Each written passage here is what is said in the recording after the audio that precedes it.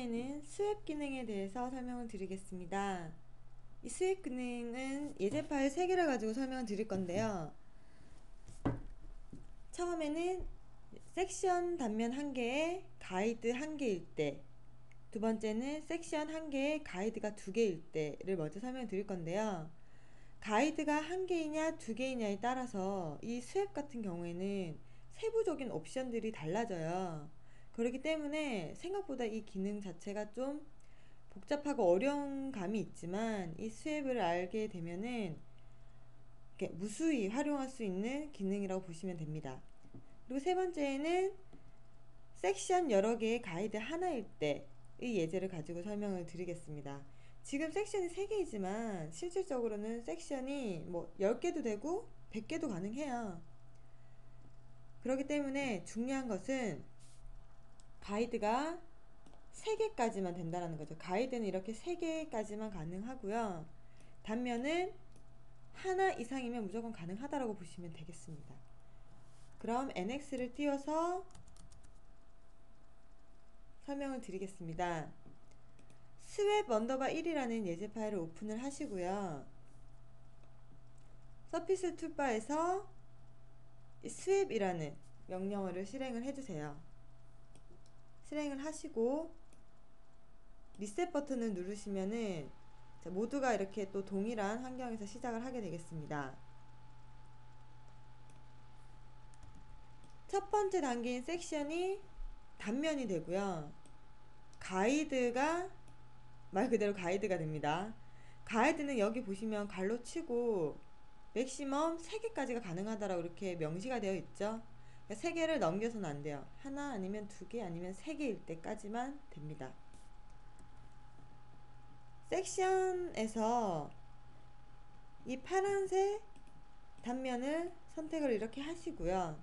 하시고 가이드 단계에서 수동으로 선택을 해주신 다음에 이 갈색의 스프링 커브를 선택을 해주세요.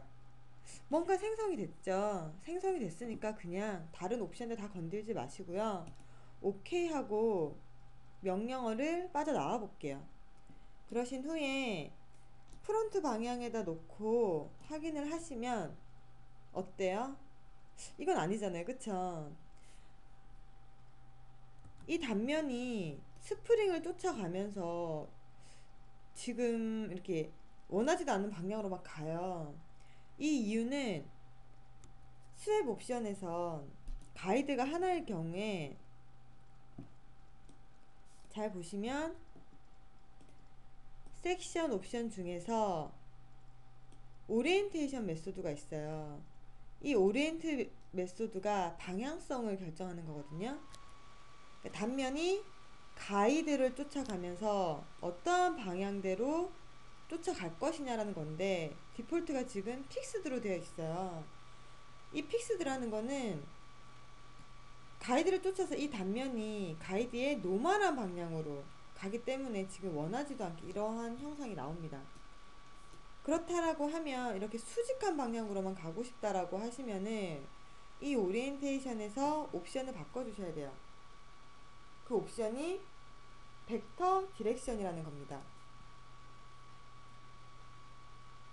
벡터 디렉션으로 수정을 하시고 나면은 다이나믹하게 벡터가 활성화가 되고 여기서 내가 원하는 이 Z 방향으로 찍어주시면 이쁘게 이렇게 한 방향으로 올라갔죠? 지금처럼 단면 하나에 가이드 하나일 때는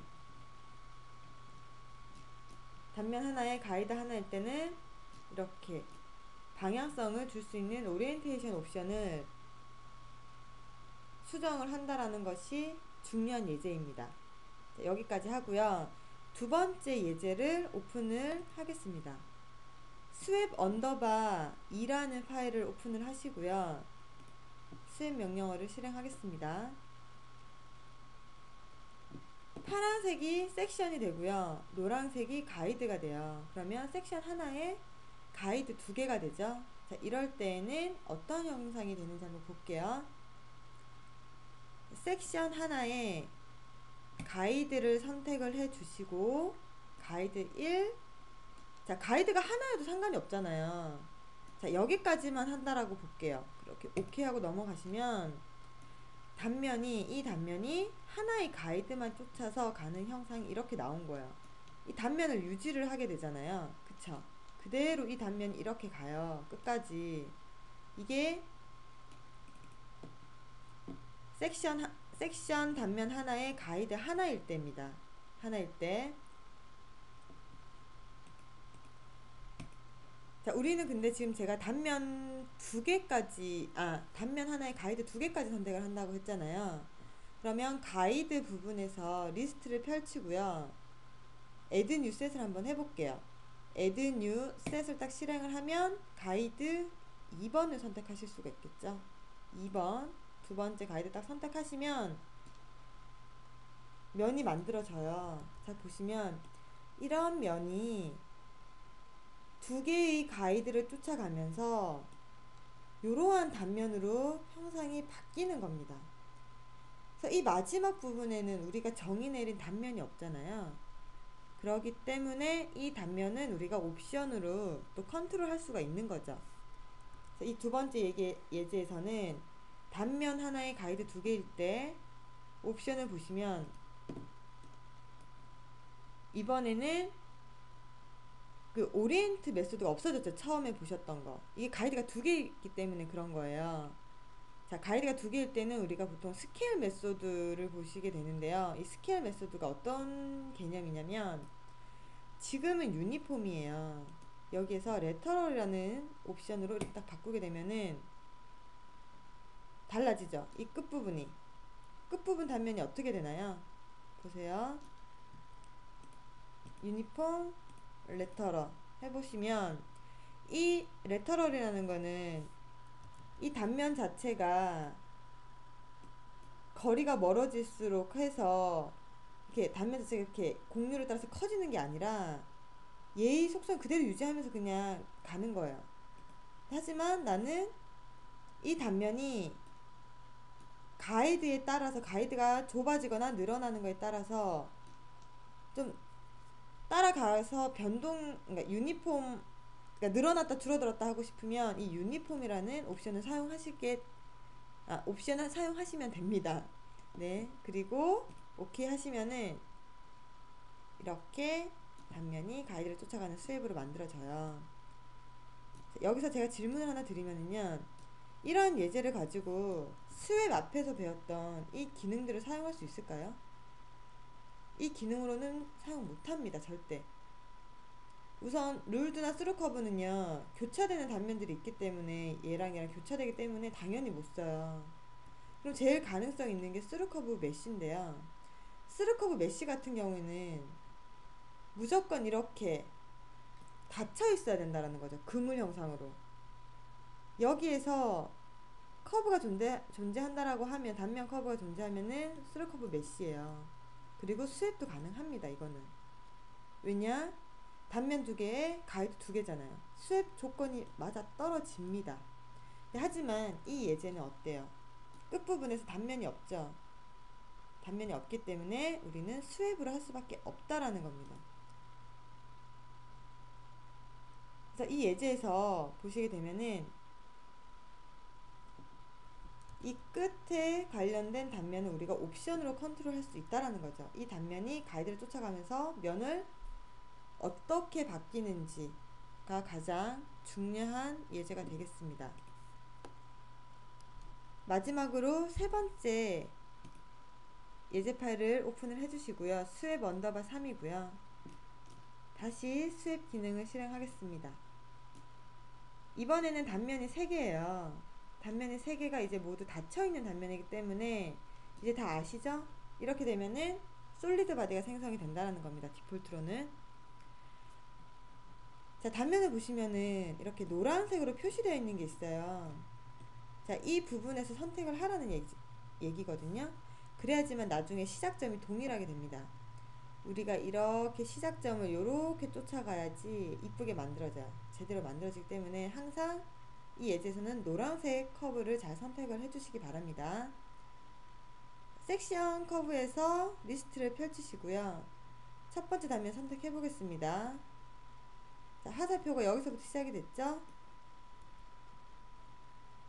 add new set을 하시고 두 번째 단면은 노란색에서 선택을 해서 이렇게 위로 올라갔죠. 얘도 add new set을 하시고 세 번째 찍어주시면 하사표가 얘도 마찬가지로 이렇게 돌아갈 거예요. 모두 다 같은 방향이죠. 주의하시고 이렇게 닫혀있는 형상에서는 이런 부분 주의하셔야 돼요. 하시고 가이드에서 파란색 커브를 선택을 해주시고 나면은 미리 보기가 됩니다. 이렇게 이 예제도 마찬가지로요. 다른 옵션들 다 건들지 마시고 그냥 오케이 하고 나가겠습니다. 우선 만들어 보세요. 옵션 이것저것 건들지 마시고 먼저 생성을 해요.